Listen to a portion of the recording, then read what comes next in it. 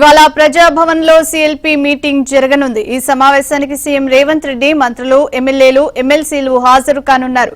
రేపు ఇరిగేషన్ పై శ్వేతపత్రం విడుదల చేయనున్న నేపథ్యంలో ఈ సమావేశాన్ని నిర్వహించనున్నారు. ఇరిగేషన్ చర్చలో అనుసరించాల్సిన వ్యూహాలపై కాంగ్రెస్ ఎమ్మెల్యేలకు సీఎం రేవంత్ రెడ్డి దిశానిర్దేశం చేయనున్నారు.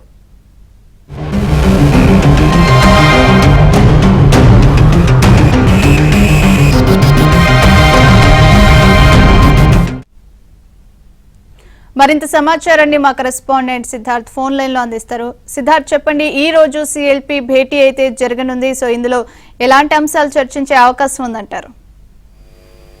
ప్రియాంక, నేడు సాయంత్రం 6 గంటలకు ప్రజాభవన్ లో సిఎల్పి సమావేశం ఉంది. రేవంత్ అధ్యక్షతన జరగనున్నటువంటి ఈ సమావేశానికి ఎమ్మెల్యేలు, ఎమ్మెల్సీలు, మంత్రులందరూ హాజరవుతారు.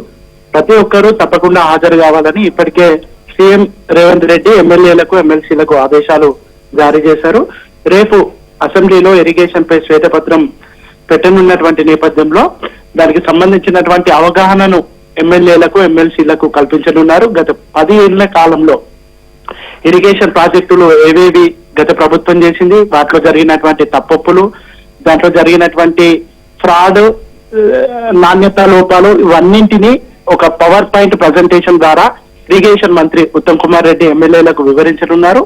ఇక రేపు అసెంబ్లీలో చేపట్టవలసినటువంటి స్ట్రాటజీ ఏంటి అనే అంశానికి సంబంధించి కూడా ఈరోజు చర్చ జరగనుంది. ముఖ్యంగా ఏ ఎమ్మెల్యే ఏ అంశాలపైన మాట్లాడాలి, దానిపై బీఆర్ఎస్ చేస్తున్నటువంటి కౌంటర్ కి ఏ విధంగా అటాక్ చేయాలనే అంశానికి సంబంధించి ఈరోజు సిఎల్పి సమావేశంలో చర్చించనున్నారు.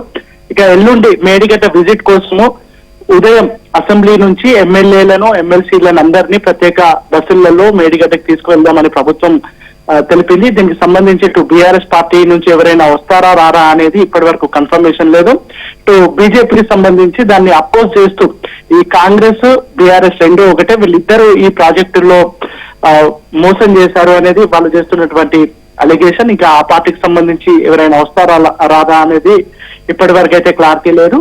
కానీ ప్రభుత్వం మాత్రం 13వ తారీఖు ఉదయం మేడిగడ్డకు వెళ్ళాలి, అక్కడ క్షేత్రస్థాయి పర్యటన చేసి అక్కడ జరిగినటువంటి విషయాలు ఏంటి, అక్కడ జరిగినటువంటి లోపాలు ఏంటి అనే విషయాల్ని ప్రజలకు చెప్పాలని భావిస్తా ఉన్నారు.